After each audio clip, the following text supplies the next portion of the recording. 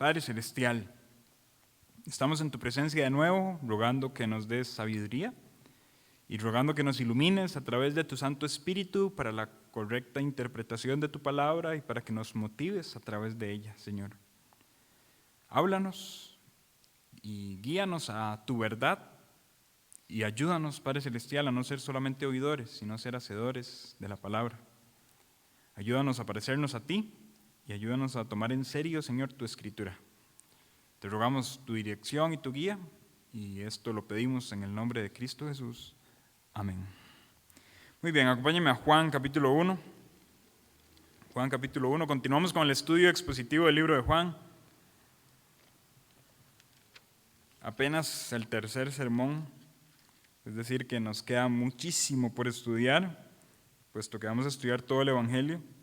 Ya lo habíamos dicho anteriormente, la vez que habíamos estudiado Lucas de esta forma, fue poco más de 2 años, ¿verdad?, que duramos estudiando de esta manera, pero también lo aclaramos siempre, ¿verdad?, es la mejor forma de estudiar la Escritura, ir de manera consecutiva, ir analizando los textos y extrayendo de ellos las enseñanzas que ellos nos quieran brindar, ¿verdad?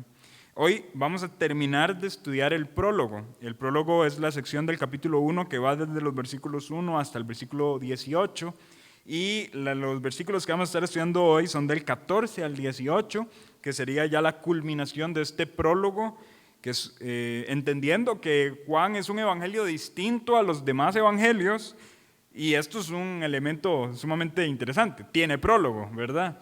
No es tan frecuente y no es tan normal encontrarse libros narrativos con esta naturaleza, pero el libro de Juan lo posee, un prólogo que nos apunta a todo el mensaje que se va a hablar en todo el Evangelio. Básicamente, si usted entiende el prólogo, usted entiende todo el Evangelio de Juan.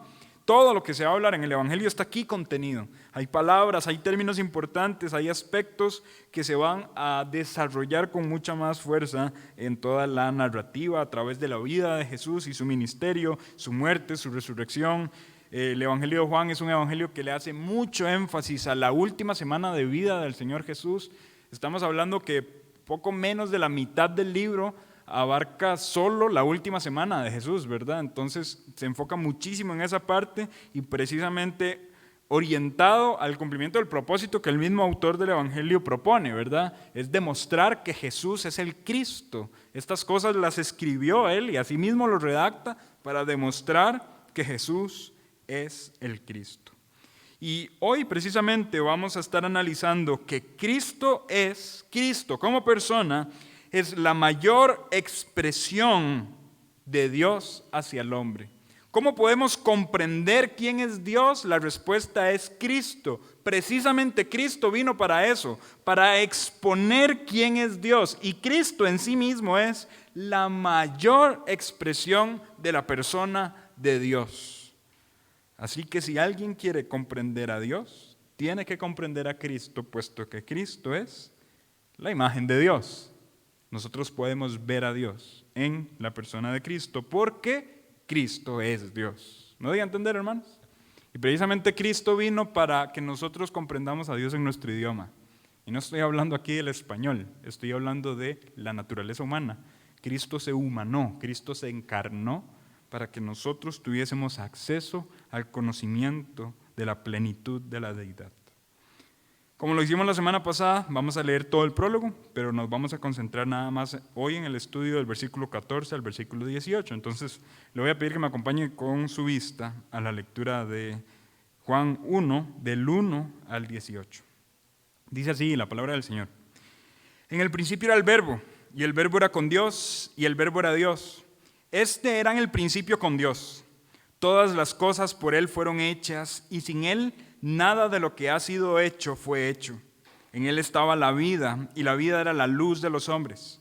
La luz en las tinieblas resplandece, y las tinieblas no prevalecieron contra ella. Hubo un hombre enviado de Dios, el cual se llamaba Juan.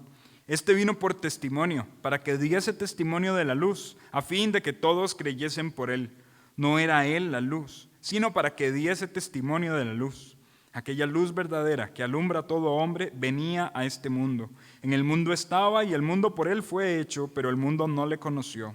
A lo suyo vino y los suyos no le recibieron.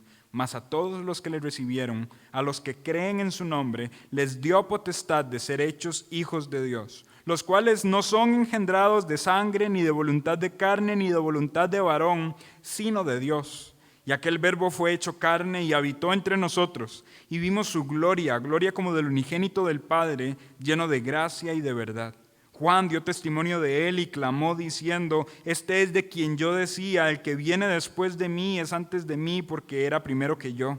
Porque de su plenitud tomamos todos, y gracia sobre gracia, pues la ley por medio de Moisés fue dada, pero la gracia y la verdad vinieron por medio de Jesucristo. A Dios nadie le vio jamás. El unigénito Hijo que está en el seno del Padre, Él le ha dado a conocer. Ese es el prólogo, y ahora vamos a analizarlo desde una manera ya un poco más detenida en los versículos 14 al 18. Y aquí nada más quiero hacer una aclaración. Ya observamos el Dios trascendental, y esto lo observamos del versículo 1 al versículo 5. Este Dios trascendental es llamado por Juan con el término verbo, es decir, en griego logos. Habíamos dicho que el término logos en griego se refiere a palabra, sabiduría, discurso. Una forma muy fácil de recordar esta verdad es que todos los términos que terminen en logía, que vienen de este término, se refieren a eso, a palabra, estudio, teología y todos los términos médicos que son un estudio de alguna rama, ¿verdad? Como dermatología, como fisiología. Todos esos términos tienen como prefijo el término logos, y precisamente logos habla de estudio, palabra, discurso, etcétera, etcétera, ¿verdad?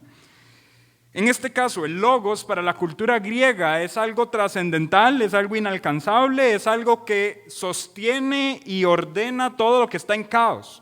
Los griegos hablan de un logos. Habíamos hablado de un filósofo griego llamado Heráclito, que este filósofo afirmaba que ninguna cosa es igual dos veces. Entonces él decía, una persona no se puede bañar en el mismo río dos veces. Y el ejemplo que él ponía era el siguiente: cuando esa persona va la segunda vez, el río es distinto y la persona es distinta. Y entonces él se hace una pregunta filosófica y él dice, si todo es tan transitorio y si todo es tan fluctuante, ¿por qué no estamos en caos? ¿Por qué no hay caos? Y entonces los griegos eventualmente le atribuyeron este orden a algún poder externo llamado logos, sabiduría, palabra. Juan es muy astuto cuando está escribiendo este prólogo y dirigiéndose a la mente de esos griegos, él está diciendo, yo les voy a presentar el logos. En el principio era él, y él hizo todas las cosas, y él es Dios. Los griegos pueden estar parcialmente de acuerdo con estas afirmaciones y decir, ok, digamos, pero cuando Juan lo está introduciendo como Dios, y aquí le está dando un aspecto personal distinto, ¿sí? Luego se sigue hablando de lo trascendente que es este logos, cuando se dice que todas las cosas fueron hechas por él y sin él nada de lo que ha sido hecho fue hecho. Luego este logos no solamente es creador, sino que también la subsistencia se explica a través de él, porque en él estaba la vida y la vida era la luz de los hombres. Aquí ya se empiezan a traer términos de contraste o de comparación, en este caso luz, tinieblas, en contraste con vida, muerte. Y eventualmente el verbo es la explicación de la vida, no solamente de sostener todas las cosas creadas, sino de la vida misma. Él es el fundamento de esta vida.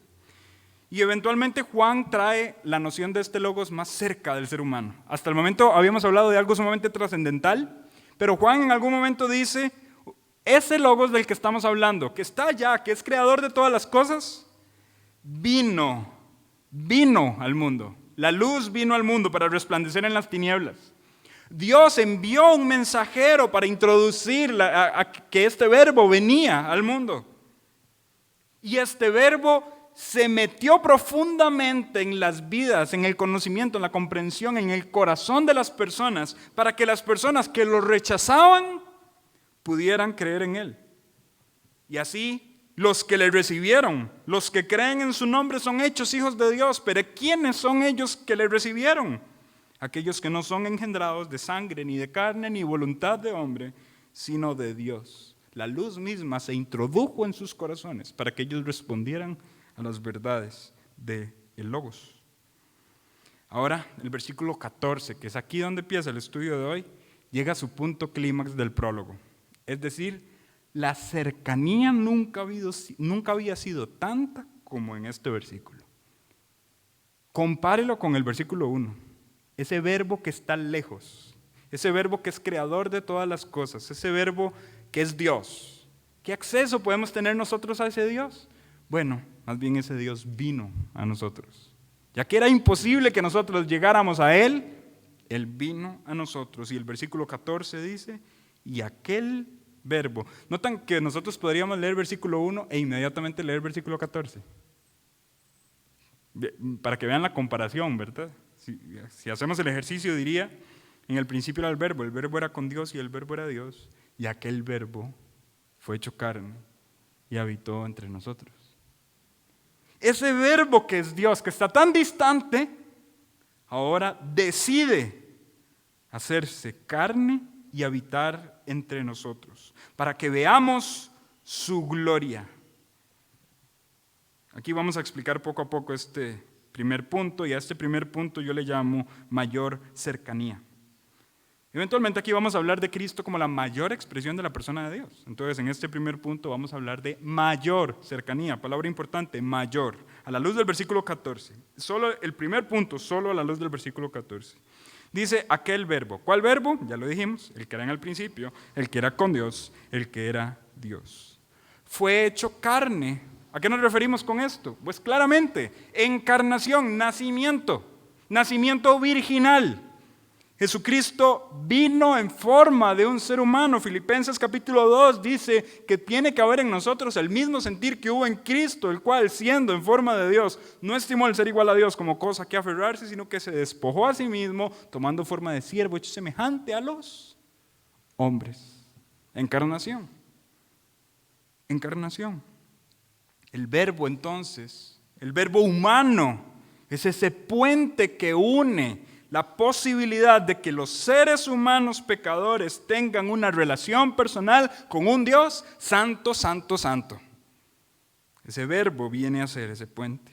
El verbo fue hecho carne. Luego dice, habitó entre nosotros. La semana pasada mencioné superficialmente el término habitar. Este término habitar tiene raíces de un término hebreo, que es eshkenó, y este término hace referencia a hacer tienda o hacer tabernáculo, o si lo transliteramos de manera más rigurosa sería como tabernaculó, ¿verdad? Si pensamos en el tabernáculo del Antiguo Testamento y pensamos lo que significa esta palabra es, hizo tabernáculo entre nosotros. Así como la gloria de Dios se veía en ese tabernáculo donde la presencia del Señor posaba sobre él, Jesús vino a poner su tienda en la tierra entre nosotros y la gloria de Dios era visible en él. Mi hermano, le hago una pregunta.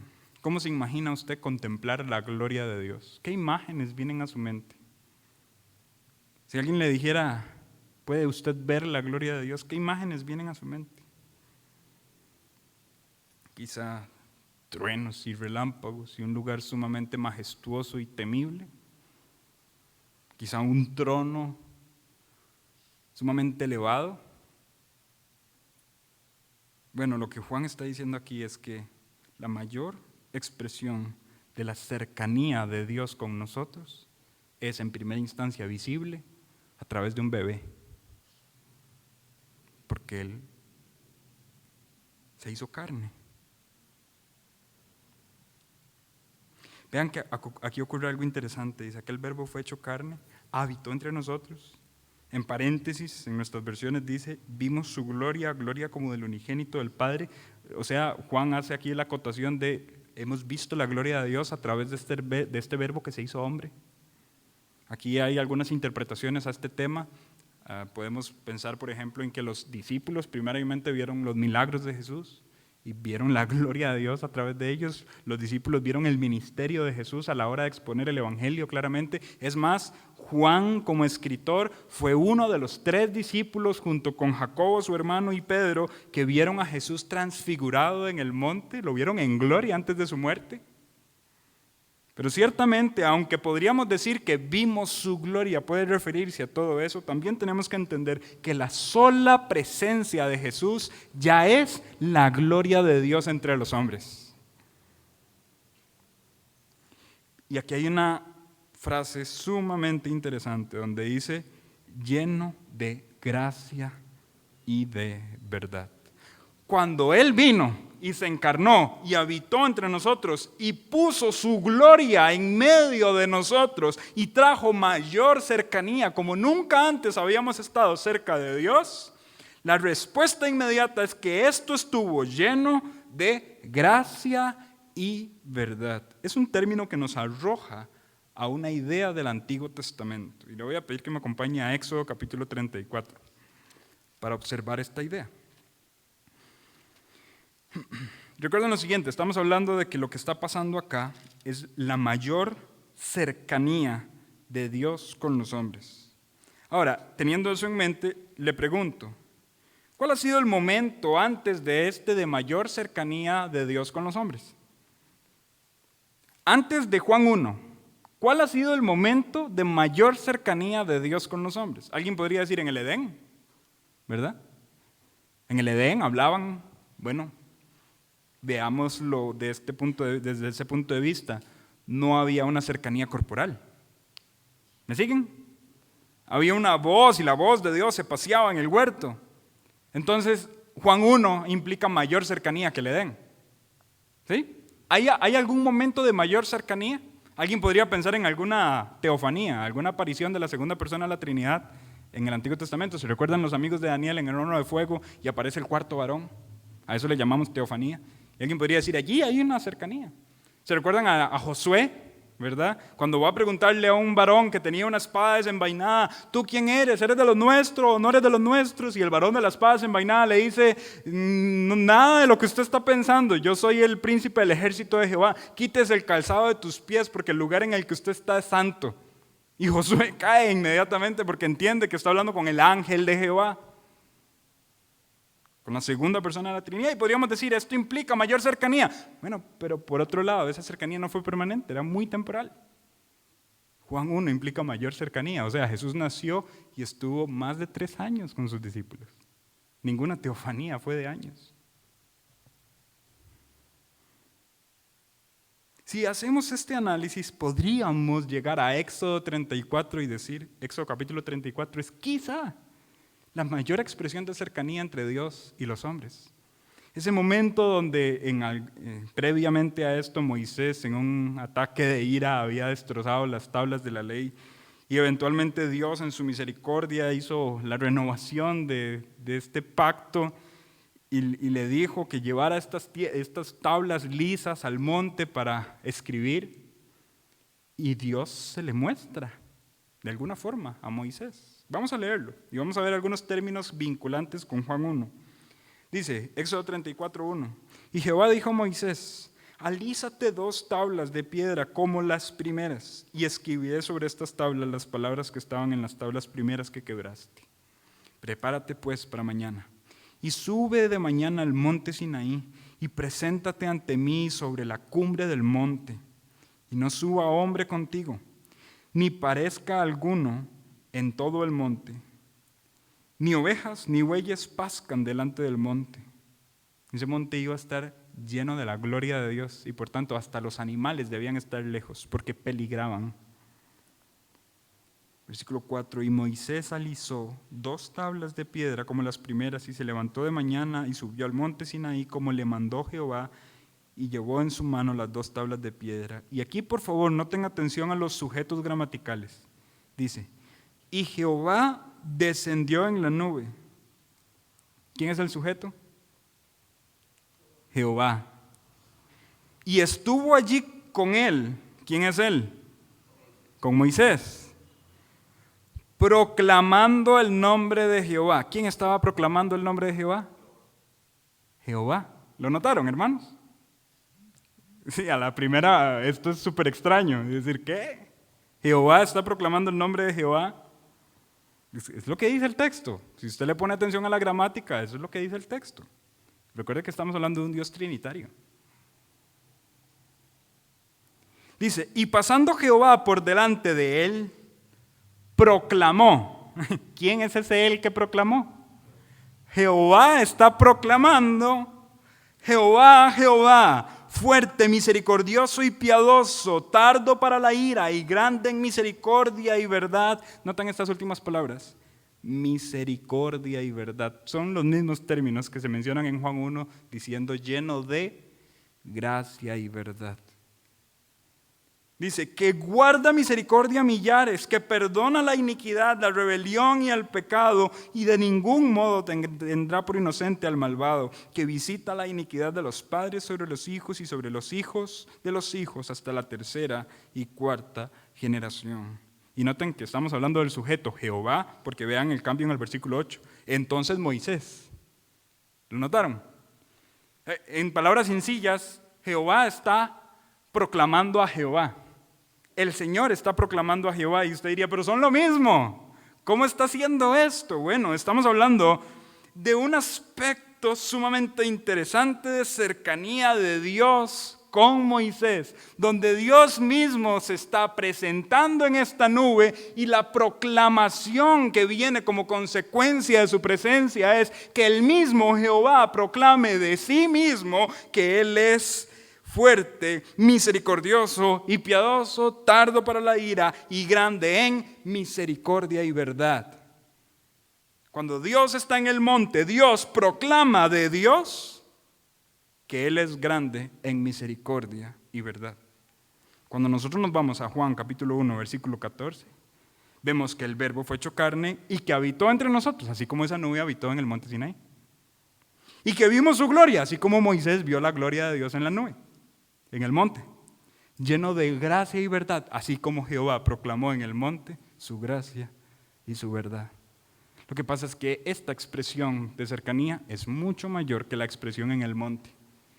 Pero vean lo que sucedió en Éxodo 34. Los animales no podían comer zacate en el monte por lo temible de la gloria de Dios que reposaba allí. Y esa misma gloria vino con un grado mucho más intensificado de cercanía a habitar entre nosotros por medio del Hijo encarnado. Nunca el ser humano había estado tan cerca de Dios como cuando Cristo se hizo hombre y habitó entre nosotros. Y usted y yo tenemos la oportunidad de adorar a ese Cristo, de creer en ese Cristo y de que ese Cristo viva en nosotros. Hermanos, ¿se dan cuenta de lo profundo de esto? Que la gloria de Dios que posa en toda su plenitud en Cristo Jesús es la gloria que nosotros adoramos, servimos, incluso que vive y reposa en nuestros corazones, que nos salva. No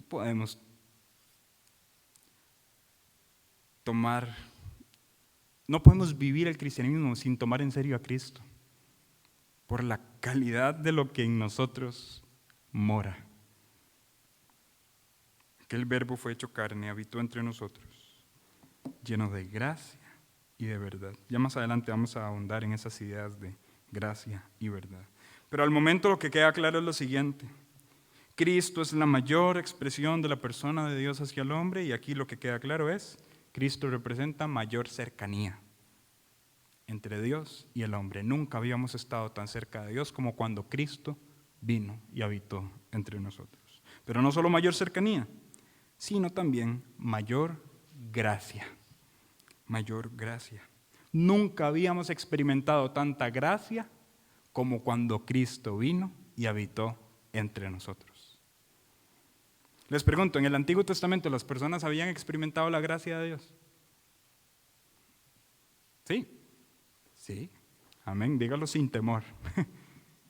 Porque lamentablemente ahí hay una corriente de interpretación bíblica que no cree esto, que cree que la gracia es explícitamente del Nuevo Testamento y que el juicio y la ley es explícitamente del Antiguo Testamento. Ahora, ¿qué implicaciones tiene esta idea? Que Dios cambia.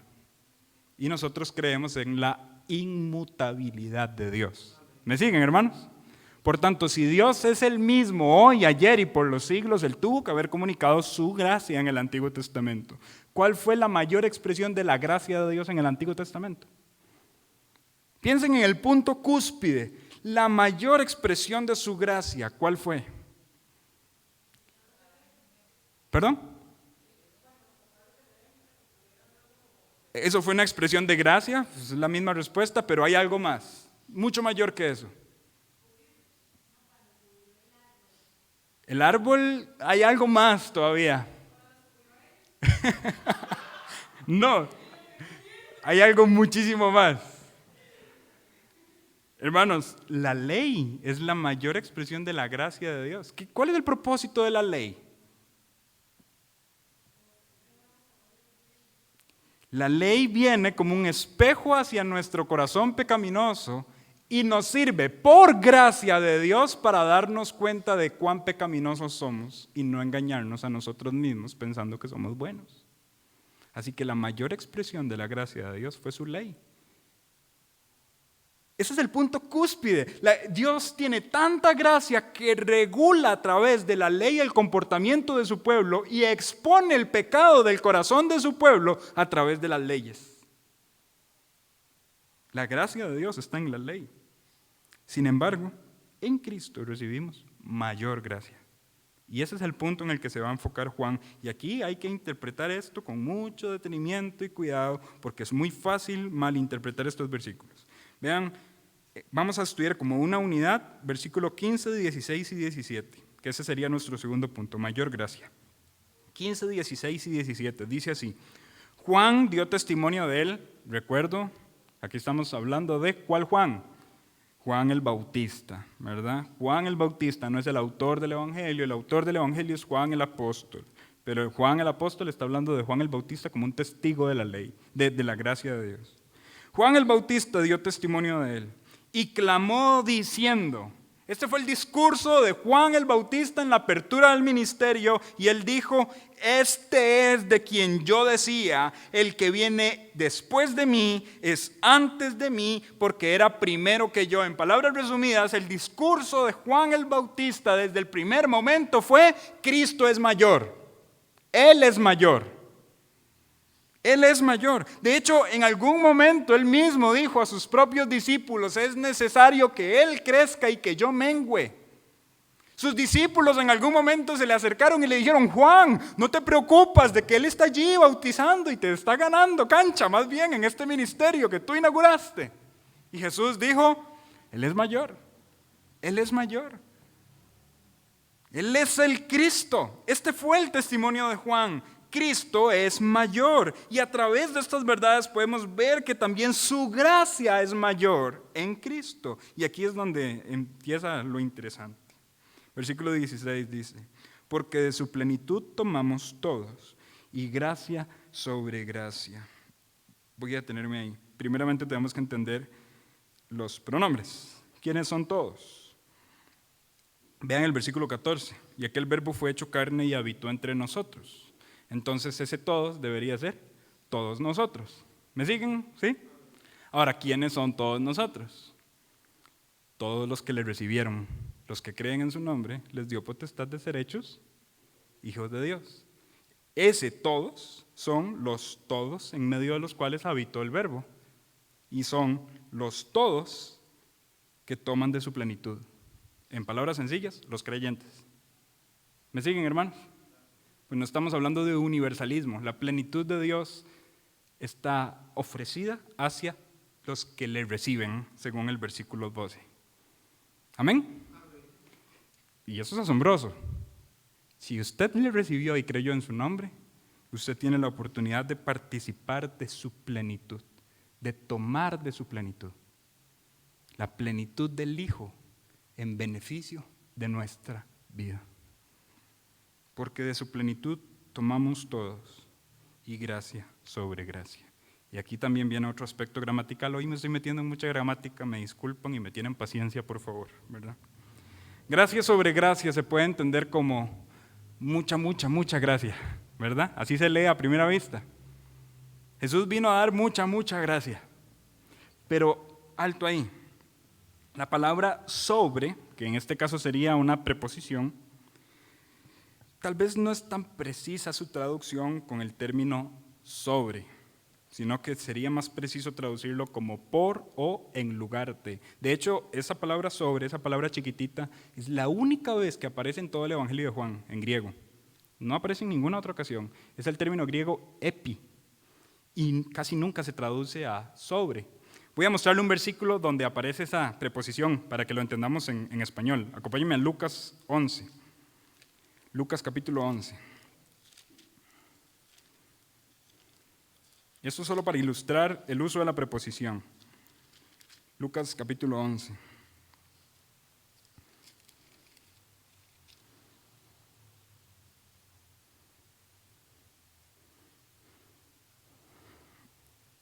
Versículo 10 dice, porque todo el que pide recibe, y el que busca halla, y al que llama se le abrirá.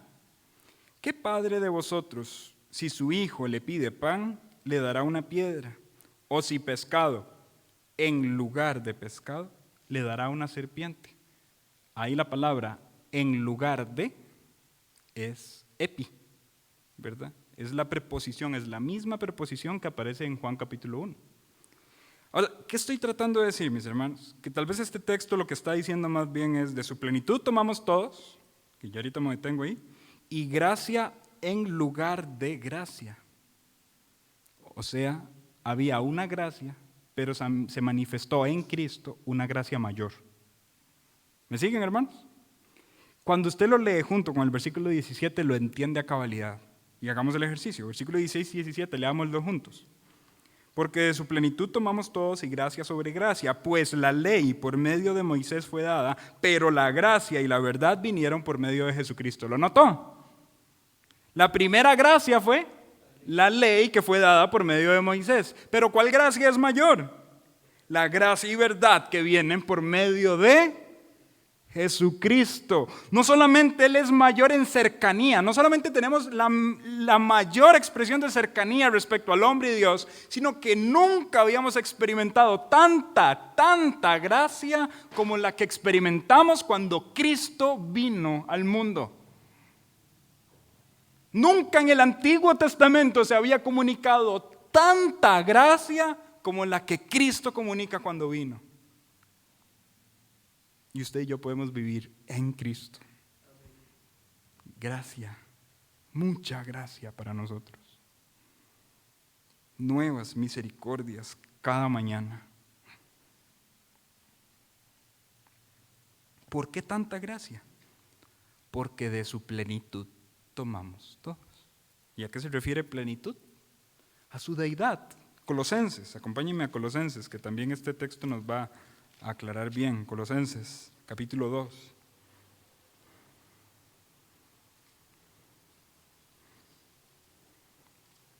Versículo 8, Colosenses 2, 8. Mirad que nadie os engañe por medio de filosofías y huecas sutilezas, según las tradiciones de los hombres, conforme a los rudimentos del mundo y no según Cristo. Nadie los engañe con cosas del mundo. Enfóquense en Cristo. ¿Por qué? Versículo 9.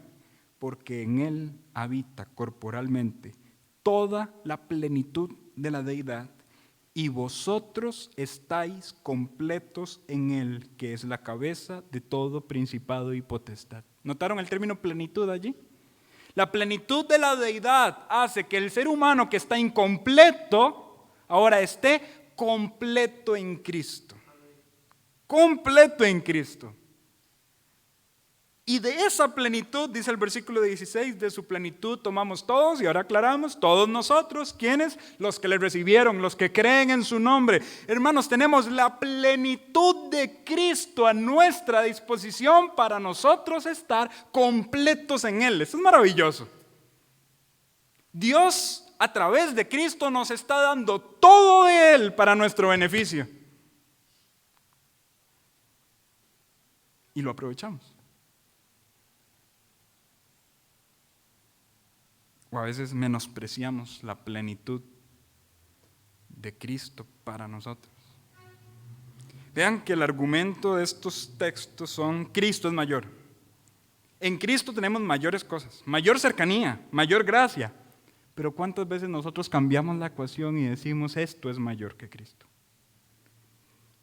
En su plenitud puedo estar completo, pero me siento más completo con este hábito pecaminoso.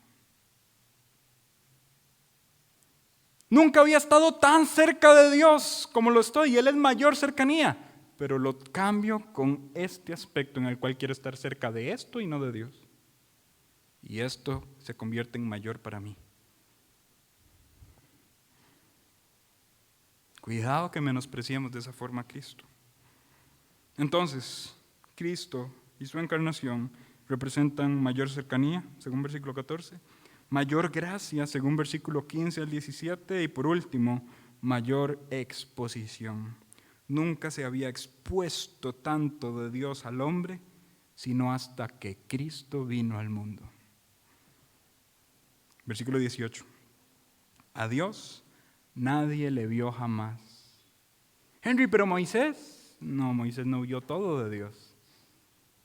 Incluso en aquel evento, en aquel suceso, Dios mostró alguna espalda en una forma asombrosa a los ojos de Moisés, pero nunca a Dios nadie le vio jamás. Y este versículo pudiera haber terminado con un punto allí. Nadie ve a Dios. Sin embargo, no. El versículo continúa y dice: el unigénito Hijo que está en el seno del Padre, Él le ha dado a conocer. Mayor exposición, porque todo aquel que ve a Cristo está viendo a Dios. Porque en el principio era el Verbo, y el Verbo era con Dios, y el Verbo era Dios. Así que los testigos de Cristo son testigos de Dios. ¿Amén? Cristo es Dios. Y yo creo que si no creemos eso, se nos desborona toda nuestra fe. Cristo es Dios. Y los testigos de Cristo son testigos de Dios. Noten que esta es mayor exposición. Volvamos al Antiguo Testamento y digamos, ¿cuál fue el momento en el que alguien vio más de Dios? Podríamos decir Moisés, podríamos decir otra vez alguna aparición de la segunda persona en forma del ángel de Jehová. Pero nunca nadie había visto con tanta exposición a Dios, sino hasta que Cristo se humanó. Y nosotros somos testigos de Cristo.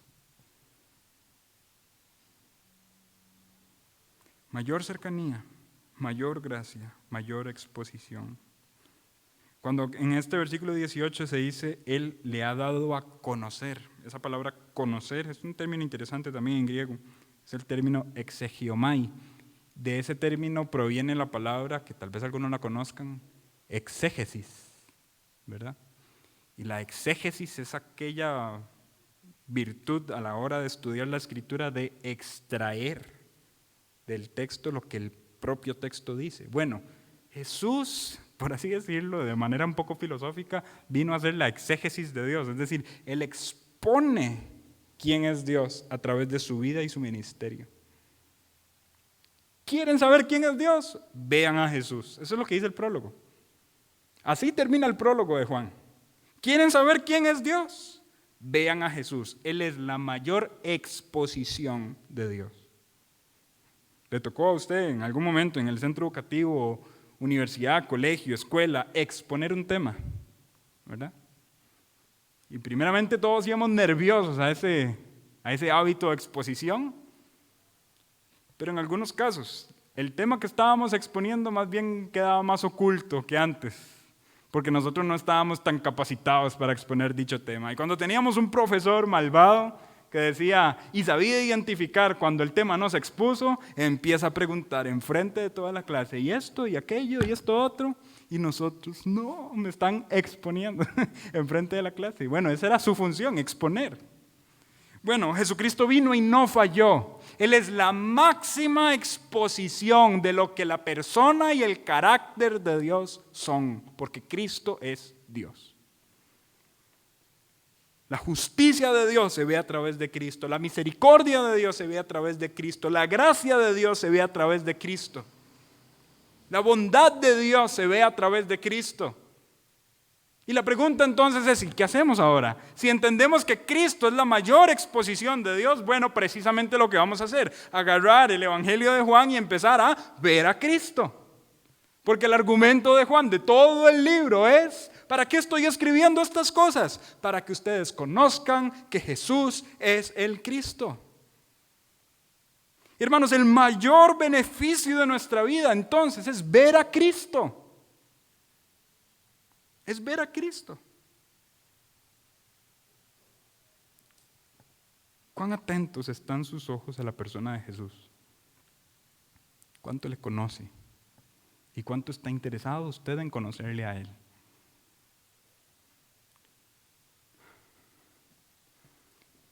Le voy a pedir que en este momento piense en lo que usted considera hoy la mayor necesidad de su vida.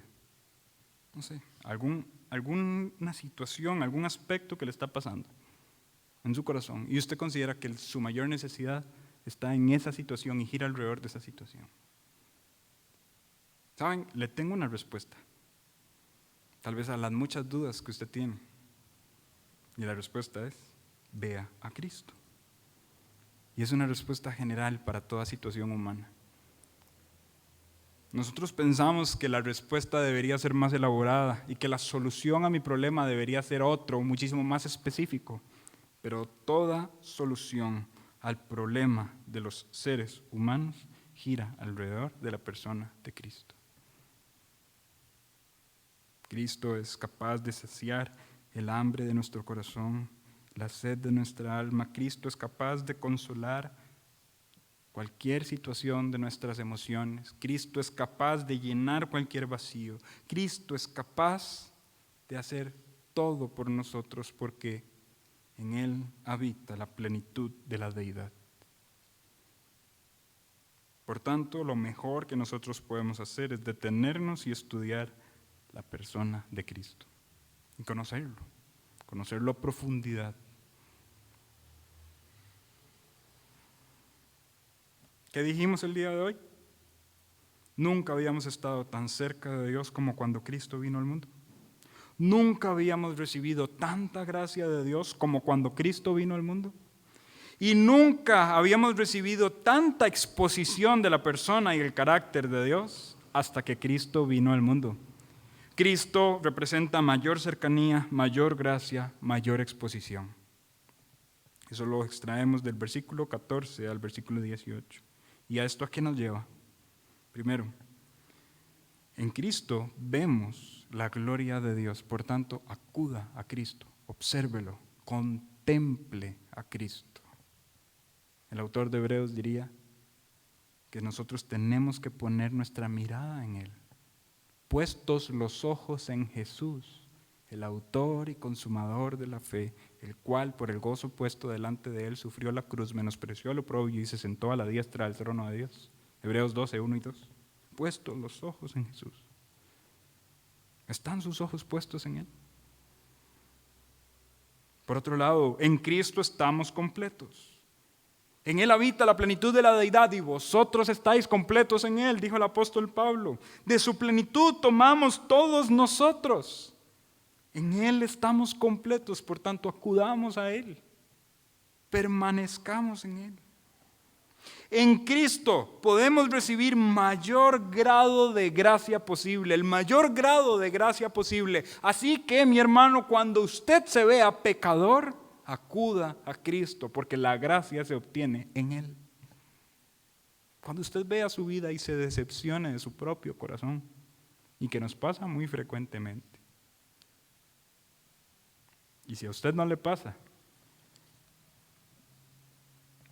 no me malinterprete, pero es algo que Pastor Mike ha dicho otras veces. Si usted es perfecto y no se siente avergonzado por la condición de su corazón, hermano, en esta iglesia no hay lugar para usted.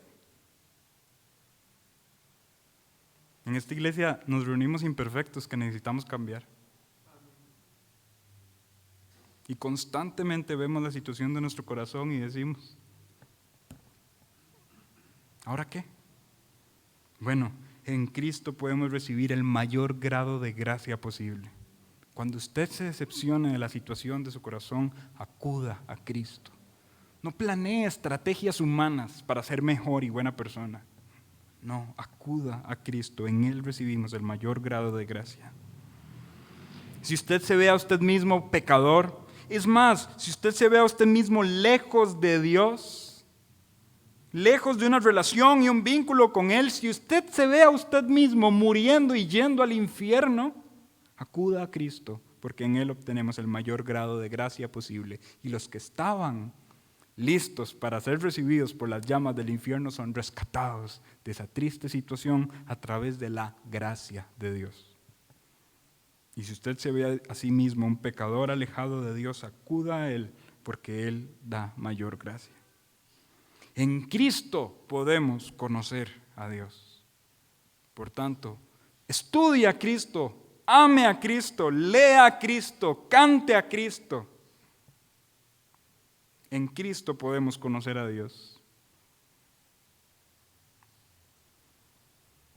Claramente, yo creo que el prólogo termina como debía terminar. Si todo el libro de Juan va a demostrar que Jesús es el Cristo, el prólogo termina diciéndonos: Cristo es lo mejor.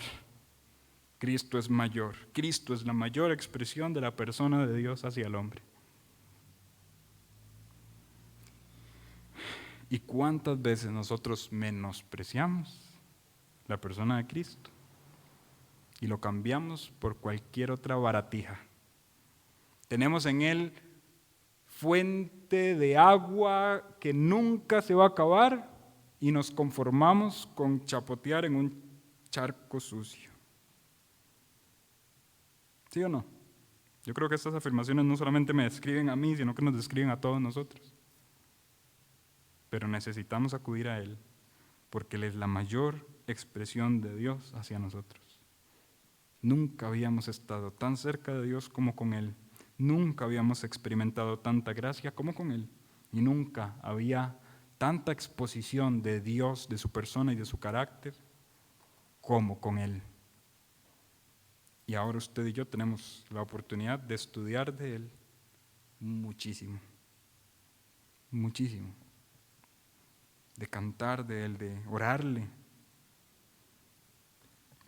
Es tanto privilegio, hermanos, que Él habita en nosotros, que no podemos desaprovecharlo. Cristo es mayor.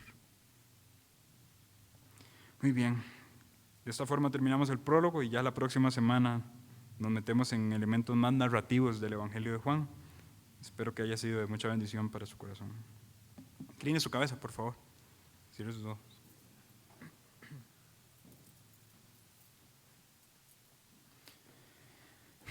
Gracias, Señor. Gracias por tu palabra. Gracias porque nos hablas a través de ella.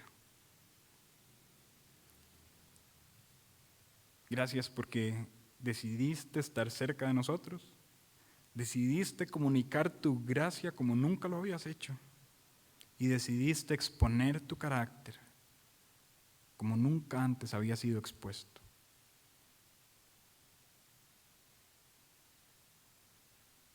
Gracias, Señor, porque nos diste muchísimo más de lo que merecíamos. Ahora, los que creen en ti, los que te han recibido, los que tienen la autoridad, la potestad de ser llamados hijos de Dios, todos nosotros tenemos el gran privilegio de llenarnos de tu plenitud, de estar completos en ti, Señor. Señor, no hay nada más importante para nosotros que observarte. Tú eres la respuesta a todas las situaciones que agobian nuestra mente, nuestra alma y nuestro corazón. Y observarte a ti es la mayor necesidad que tenemos los seres humanos pecadores. Observarte a ti es la mayor necesidad que tenemos en nuestras tristezas y depresiones. Observarte a ti, Señor, es la mayor necesidad que tenemos para cumplir el propósito de nuestra existencia. Por favor, ayúdanos a no desenfocarnos, sino poner nuestros ojos en Jesucristo, el autor y consumador de la fe. Gracias porque eres mayor. Gracias por tanta bondad y misericordia para con nosotros y por mostrarte tal y como eres a través de la persona de Cristo. y porque un día te veremos con esa gloria con la que algunos de tus discípulos te vieron en la transfiguración y con esa gloria que tu iglesia te vio en el momento en que resucitaste. Señor, nosotros creemos que un día te veremos y que estaremos cerca tuyo. Y gracias, Señor, por eso. Gracias por la esperanza que tú representas para nuestro corazón. Ayúdanos a aplicar esta palabra también en nuestras vidas personales. Y guíanos, Padre bueno, a entender lo majestuoso y lo grande que eres tú. Oramos y te damos a ti la honra y la gloria.